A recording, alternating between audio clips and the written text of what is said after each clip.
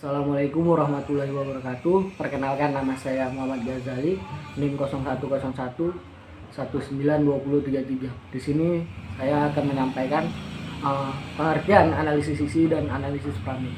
Yang pertama, analisis sisi. Menurut Berelson dan Gringer, analisis sisi merupakan suatu metode untuk mempelajari dan menganalisis komunikasi secara sistematik, objektif, dan kuantitatif terhadap pesan yang tampak. Ada 10 analisis isi, yaitu mengupas suatu teks dengan objektif untuk mendapatkan gambaran dari suatu isi apa adanya, tanpa campur tangan peneliti.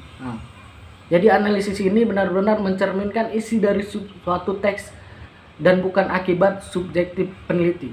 Untuk mendapatkan hasil yang objektif, ada dua aspek penting yang harus diperhatikan, yaitu validitas dan reliabilitas. Validitas berkaitan dengan apakah analisis isi mengukur apa yang benar-benar diukur, sementara reliabilitas berkaitan dengan apakah analisis ini akan menghasilkan temuan yang sama walaupun dilakukan oleh orang yang berbeda. Analisis isi dapat juga dikatakan sebagai suatu teknik peneliti terhadap isi atau makna pesan komunikasi berdasarkan data-data yang tersedia untuk dibuat kesimpulannya. Analisis isi merupakan teknik penelitian untuk memperoleh gambaran isi pesan komunikasi massa secara objektif, sistematik, dan relevan. Secara sosiologi, uraian dan analisis dapat menggunakan tata cara pengukuran kualitatif ataupun kedua-duanya. Penggunaan analisis ini mempunyai beberapa manfaat atau tujuan.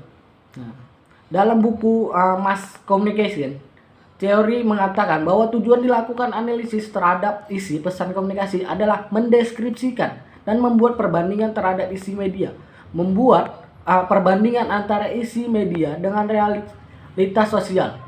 Isi media merupakan refleksi dari nilai-nilai sosial dan budaya, serta sistem kepercayaan masyarakat, yaitu mengetahui fungsi dan efek media, dan mengevaluasi media performa, mengetahui apakah ada bias media. Yang kedua yaitu ada analisis framing. Analisis framing adalah salah satu metode analisis media seperti halnya analisis isi.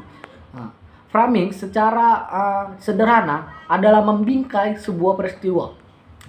Mengatakan bahwa dalam analisis framing digunakan untuk mengetahui bagaimana perspektif atau cara pandang yang digunakan wartawan ketika menyeleksi isu dan menulis berita. Cara pandang dan perspektif itu pada akhirnya menentukan fakta apa yang diambil, bagian mana yang ditonjolkan dan dihilangkan, serta hendak dibawa kemana berita tersebut.